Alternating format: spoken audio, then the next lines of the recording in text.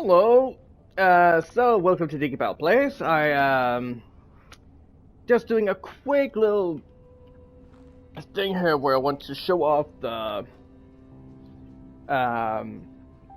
story of Auntie Murkle, or whatever her name is. Where we go through the whole line of the story of hers, going to I believe, Moon Mountain. Been a little while. Excuse me. Um, so let's get into watching Murkle, yeah. So let's take it from one end and go to the other. Took a little bit of a while to get it, and some of them I had to Google to find because some of them were really hard to find. Not gonna lie, at least for me, because some of them were like you very easily just run past them. But without further ado, let's get into it.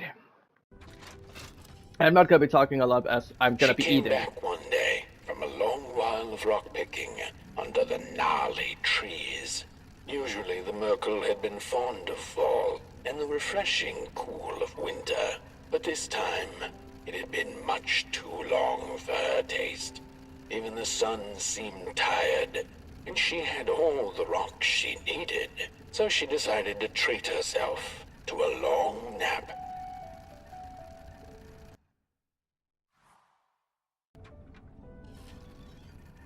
The Murkle dreamt many dreams of the mysterious moon and the critters living within its craters, and of the ocean and its deep secrets known only to the sea creatures and the corals, and of the twinkling stars that had so much to tell, but they were too far away to be heard. All of it intertwined in a colorful tapestry.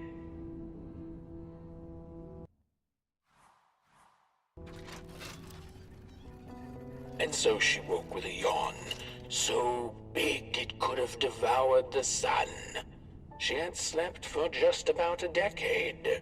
A decent nap by Murkle standards. She smacked her dry lips, looking forward to what the new dawn had to offer as she left her lair and went out into the cool night. "Wait a minute," she exclaimed. "Night?"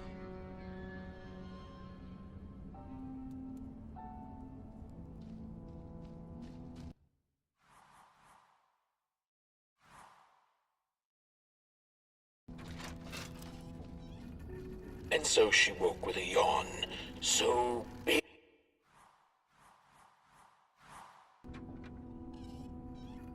Where was the sun?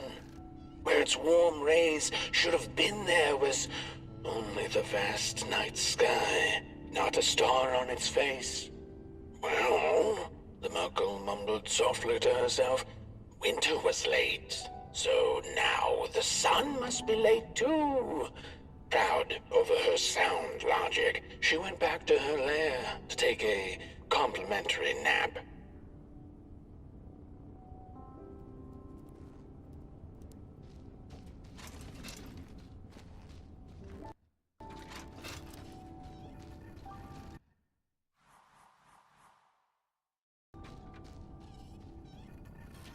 The Murkle had taken a nap that had lasted 2 decades. Now that counts as oversleeping even by Murkle standards. She had awoken anxiously this time, feeling misplaced and confused. The confusion grew further into panic when she was greeted not by the sun's life-giving caress, but once again by the silently mocking night sky.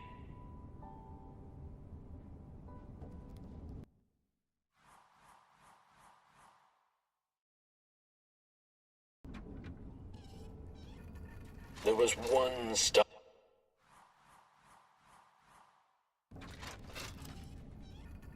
There was one star out that night, and it glowed a cold red.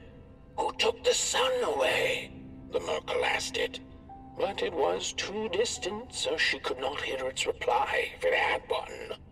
The Murkle had never felt so empty and alone. Lost in quiet despair, she managed to open up to the winds and followed their gentle push south down the Midnight Walk and to the Darklands.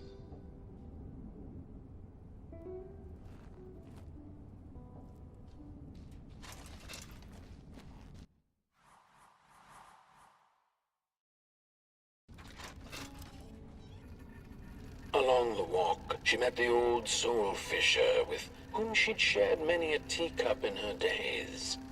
Is that the Murkle I see? Another decade, another teacup, eh? He chuckled, but the Murkle sure wasn't in the mood to discuss teacups. Who took the sun away, soul fisher? Surely it wasn't caught by your hook? After pondering for a good minute, the soul fisher answered, well, there have been whispers among the fish and corals about a loathsome, hungry Mulgrim roaming the swamps. Perhaps it knows. By the time the soul fisher looked up from under his big hat, the Murkle had already continued down the road.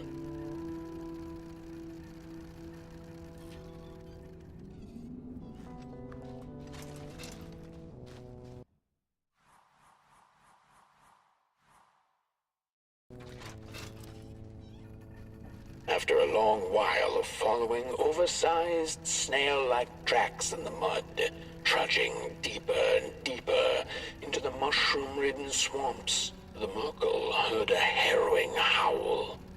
Up on a hill stood a looming figure, dark and still in the quiet of the night. Lo and behold, the Mulgrim, she thought to herself in slack-jawed awe. She greeted the creature with a quivering voice and, unable to restrain herself, asked, "Do you know who took the sun away?"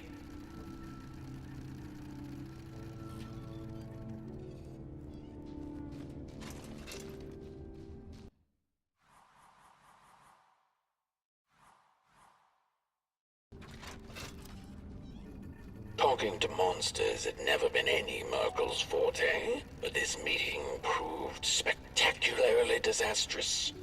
Barely escaping the gnashing teeth of the Mulgrim, she managed to escape by jumping into a lake, following its stream away from the swamps. Although the Mulgrim was far behind her, she could still hear its melancholy howl. Mad with grief, she mumbled, "As I will be, unless I find the sun again." Tired from running, she searched for shelter and found a dark, dank cave. Cozy, even by Murkle's standards.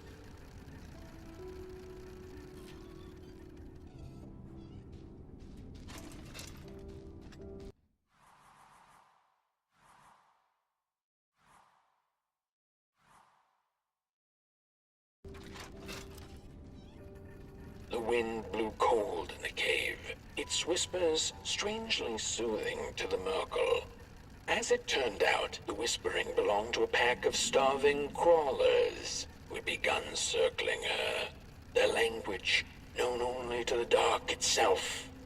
"What are you searching for, little limb tree?" they sounded in guttural unison. "These are dark days, and your kind does not belong anymore." The Murkle gathered her courage. "I am looking for the sun. I know you crawlers eat fire for dinner. Did you eat it?" They sniffed her lantern hungrily, and instinctively, she offered its flame to them.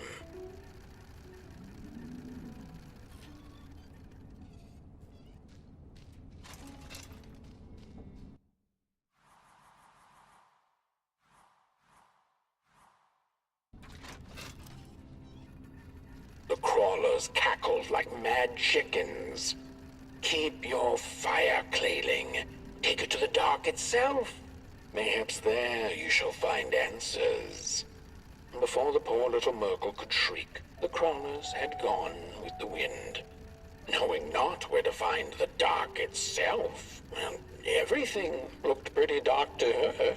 The Murkle found her way back on the road, further away from home than she had ever been. The hills were looking stranger by the hour. The rocks upon them seemed to move. They were the head people, a peaceful yet grumpy sort who didn't take kindly to somebody's perusing their lands. They muttered at her as she passed them, but she couldn't make out their words. "What's that, little headlings? Are you saying you know who took the sun away?" But the heads only grunted and rolled away, back to the safety of their huts.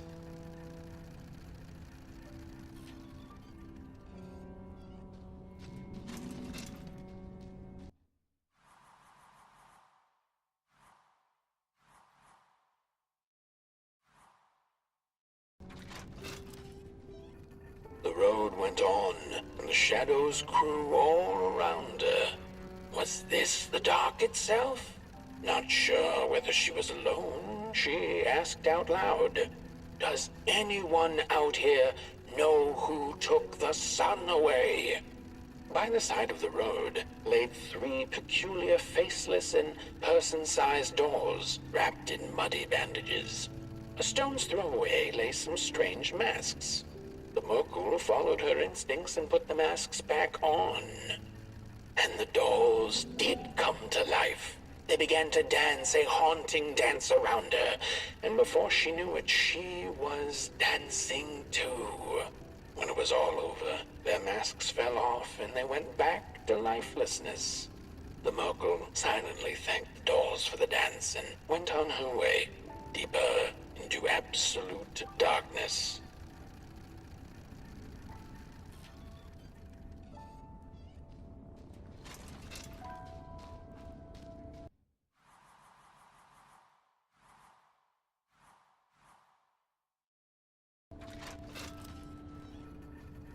Before she knew it, the little Murkle, lost and tired, came to stand before the dark itself, with a burning question clenched in her fist. She felt like punching the dark with it, screaming it out like the howling Morgrim, laughing it out like the starving crawlers who had nothing left to eat but the hope of others. Who took the sun away? It then asked the Murkle. Its voice sounded like a dark forest, deep and ancient. "It wasn't you," the Murkle retorted. "You're its complete opposite. Surely you must be the reason it's gone." The dark then replied, "I am but the absence of light, not its adversary. Light is because I am. How could I possibly hold it in my possession?" The Murkle felt her anger fade. She understood little besides one thing, that the darkness was not behind the missing sun, nor her suffering.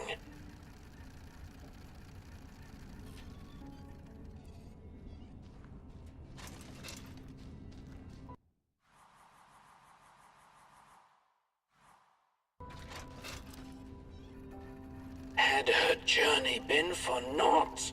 Would she ever feel the rays of the sun again? Bask in their glory, pick rocks on a cloudy summer's day? The Murkle was alone in her questions, but then again she wasn't. The dark held her in a blanket of nothingness that was cold and warm at the same time. "So," she sniffed, "what do I do now?" To which the dark itself replied, "You don't have to do anything."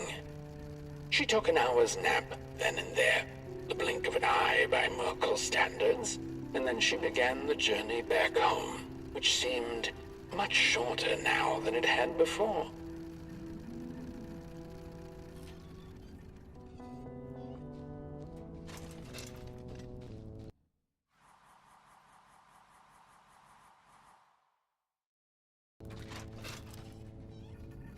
Back home on her hill, memories of the Murkle's many encounters along the way came circling back into her mind. None of her new acquaintances had been able to answer her burning question, but they hadn't been a waste of time either. She knew not if the sun would return tomorrow, in another decade, century, or never. She knew now, however, that she didn't need to know. She had the dark, and in it, anything seemed possible. So busy with her search for answers, ever since she'd left home, she'd completely forgotten to look up. The stars twinkled in the night sky, and there were so many, and they kept her good company. If only a little rock-picking Murkle could know that the seemingly tiny stars were in fact thousands upon thousands of suns. The end.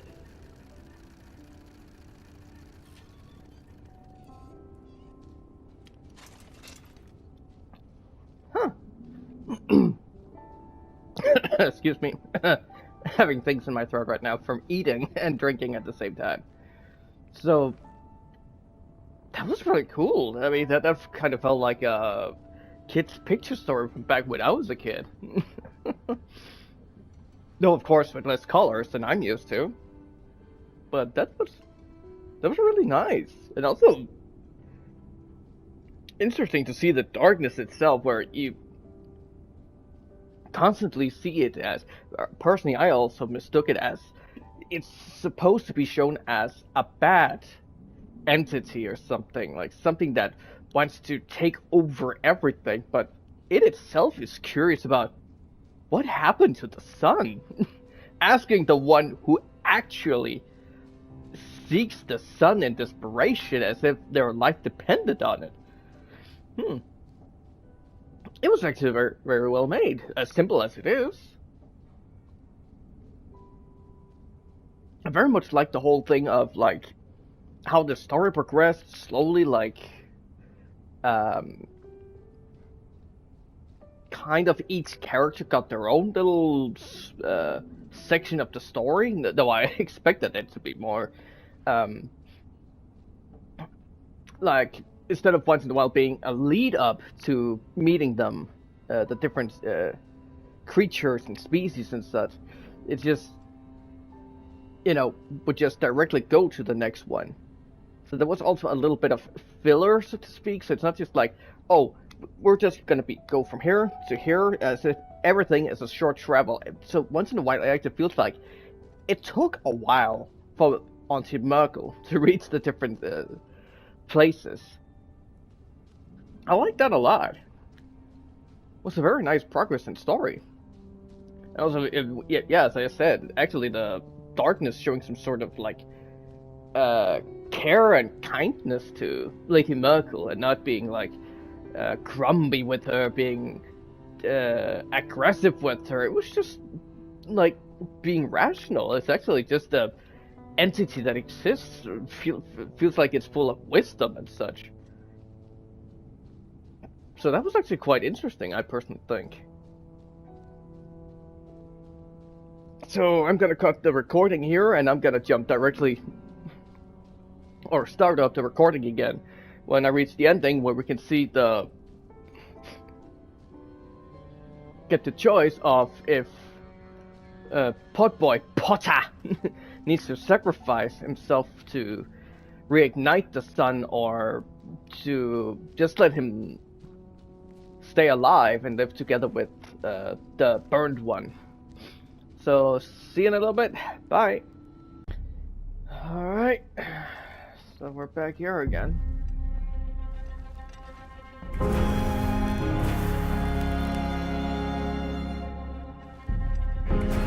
Let's see what happens with the other choice.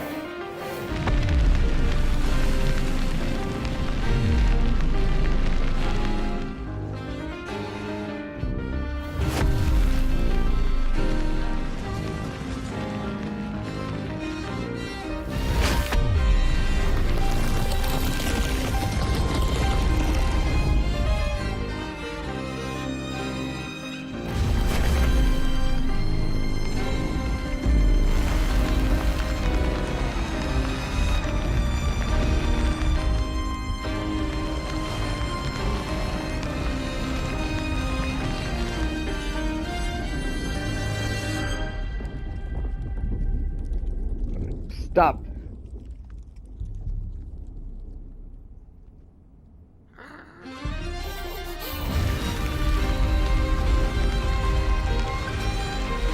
Oh. So he doesn't want to stop. Oh, wait, what?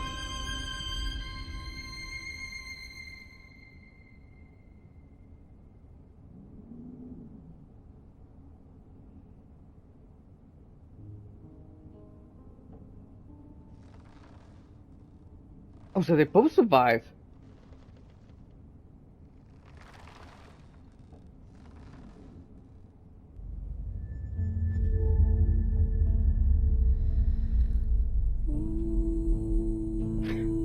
Oh, that has to be sad for everyone else. Just a glimpse at seeing the sun.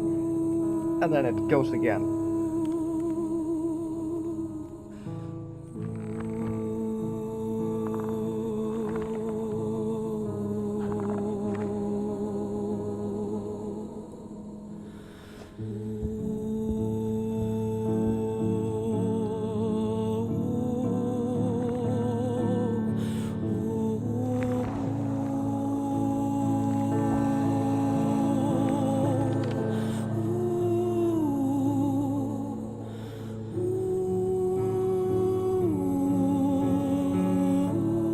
I mean, it's way prettier like this.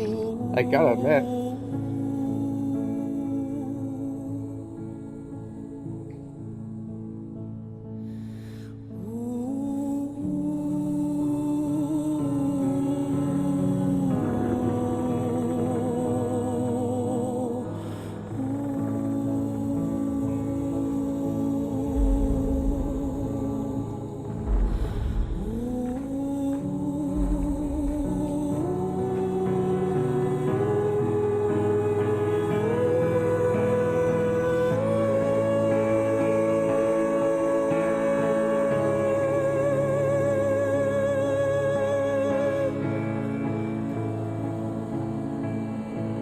At least we're not getting blind in this in this choice instead.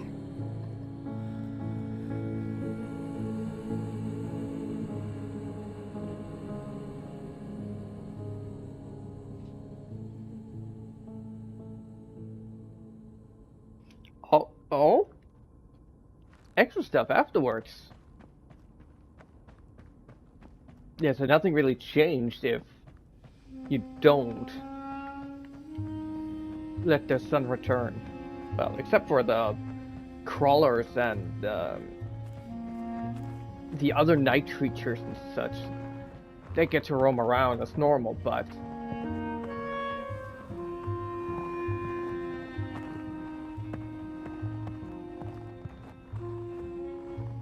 nothing really changes other than that. Everyone goes in unison after we have interacted with them. Here we still get to stay alive, and we get to stay with Potter and Housey. So, I mean, we're still alive. So, with the sun, you actually just sacrifice yourself for nothing, really. Once upon a time, some folk on the other side of this and that had the most strange and beautiful dream. I hope that tonight you caught a glimpse of it, and I wish you the levity and grace to smile in the darkest of times and on the way down your midnight walk.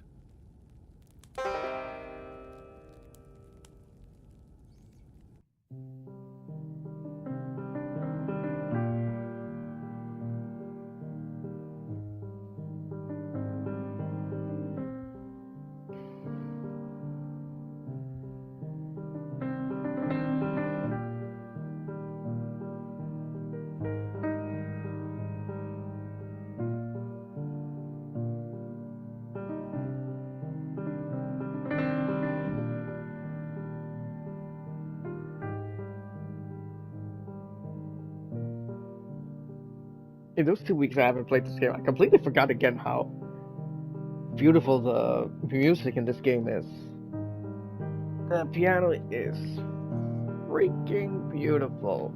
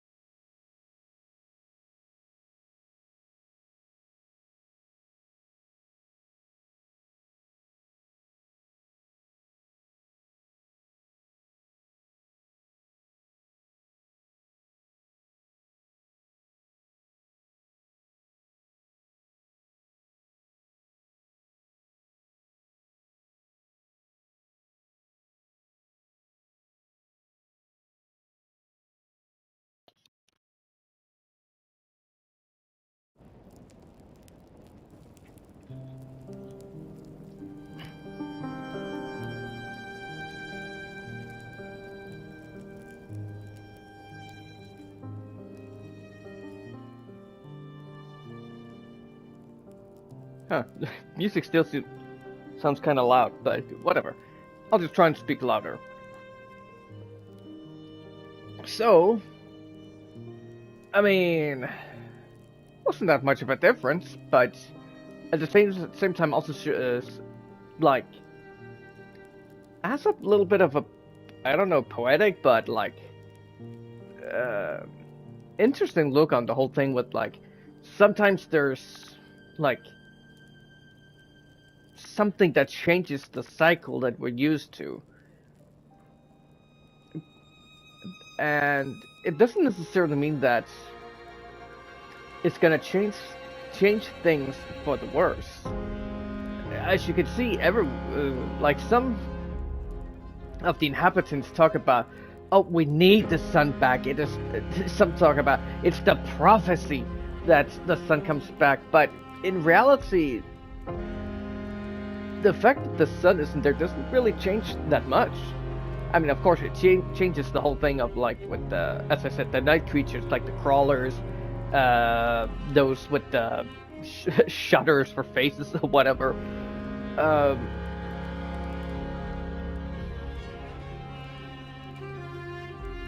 Like they can still roam around freely without any disturbance. And the night and the darkness isn't evil. Like there's not a change because of those. They're not haunting other people's.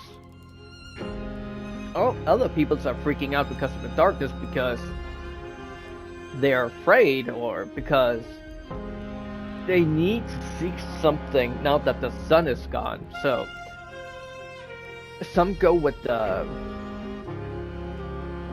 seeking the darkness instead of like something to praise or something to look for, but the darkness doesn't really care. The darkness just exists. And as it says, like, it has nothing against the sun. It exists because of the sun and because of the light and stuff like that. And it's merely an absence of light. Kind of like you can't measure anything from how cold it is. You can only measure it from the lack of heat there is, so to speak.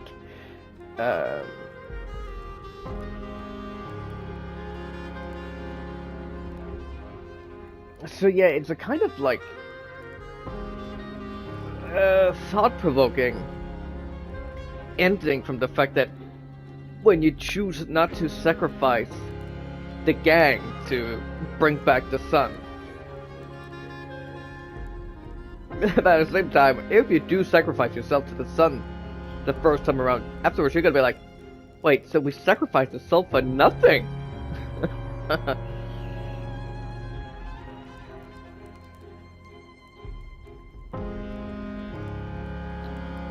So yeah, I mean, because the heads and the nobodies and the somebodies all ended up becoming friends and accepting each other again. And oh god, I have to think all of the different ones. The little girl with the matches found peace due to the fact that we were around to help.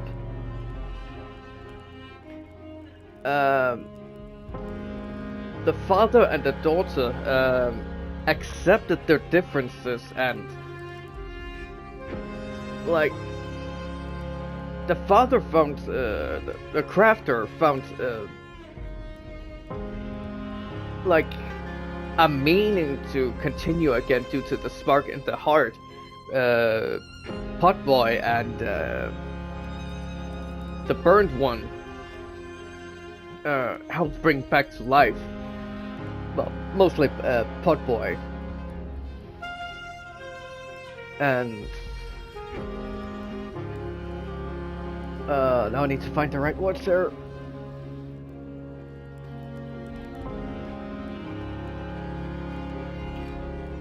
Like, the father realizing that his daughter had left him because she needed her own thing. Like, she needed to be herself, follow her own dreams, and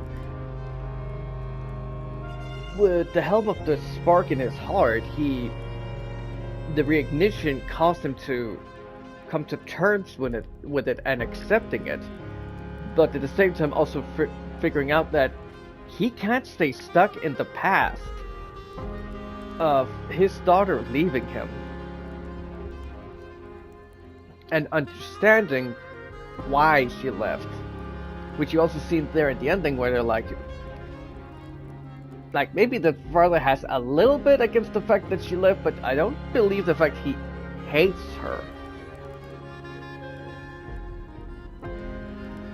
Because, I mean, he sees her, found her, and then he goes his own way, as in, I accept and understand this fact that our ways have been separated. And now I must go find out my new thing that I needed. Instead of him being focused, focusedly, I guess, obsessed on his daughter, trying to recraft her again and remold her, and all of his newer creations that he had crafted could of course not replace her. So he had to figure that out, that he cannot recreate his daughter because she is something special, and in him trying to recreate her, he created things that could never be complete. Because he could not make the same thing again, so they just became kind of like, I don't want to say abominations, but they were incomplete creations.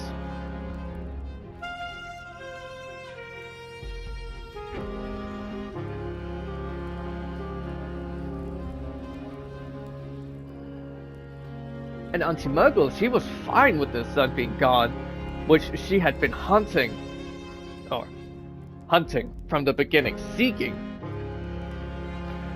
high and low and not being able to find it.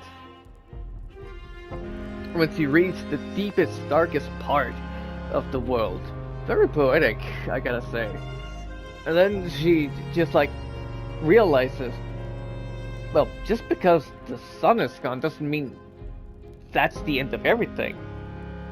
The world is just a little different. I mean, there is still a beauty to the world, even though the sun is gone. There is still some light, just in a different way. Kind of like, how would you say, like, how I have also my own thought about the whole thing with, oh no, the bees will disappear, therefore the humanity will disappear. No, a certain species of bees will disappear, and it will affect some stuff, like, for example, our, how do you call it, our food production, yeah. Like, it will affect some stuff. There will be a huge change, but we can't just keep getting stuck in the fact that, okay, the bee might be in danger. Instead of continuously trying to panic and, like, try and, how would you say, not necessarily save them, but, you know, like, try and work so hard on protecting the bees. Life will still go on. I mean, because yes, there is some food production that will go completely barren and be destroyed because of the lack of bees, but there are still other bees around. There are still other food sources we can start to mass produce instead. As a replacement, we can look into, like, maybe less what would you call it? Less weed and less different sorts of corn and stuff like that. Rye and such. Focus more on stuff, I don't know, like maybe potatoes or stuff, something like that. Rice. See, we might end up losing stuff like pasta and stuff like that, which will of course be super unfortunate, as I myself also very much like pasta, but it's not the end of the world. It's just a little change in our way of living. We need to accept that and then move on from that change. And enough of me and my ramblings about that part. But yeah, it's very thought. Not morale, but like, yeah, thought-provoking, I guess, in this. If you look deeper into it, you can see some reflections of real life, emotional traumas and stuff like that, and for example, also like the heads kept blaming, the nobodies kept blaming the somebodies for killing the male Mulgrim and causing a lot of chaos and destruction with fire and stuff like that. But the nobodies were the somebodies. They just put away accountability to themselves and just said, well, it wasn't our fault, it was our body's fault. Like, we were not in control of it. Well, of course you were. Your head were on the shoulders when it happened. You were part of the problem. You just need to accept the fact you did that. And just, like, instead of putting blame on something else, learn from it and move on. Try and fix what had been broken. Instead of trying to divide, unite and come together and fix it instead.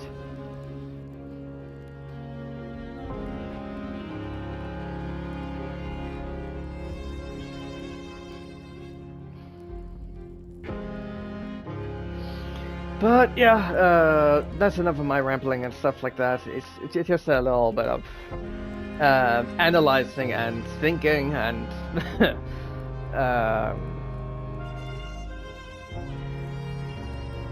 yeah. So I'm just gonna call it here for this time. And it was just a short, well, I don't know if short now, because I'm guessing it's like 15 to 20 minutes all in all from going through it and from me yapping.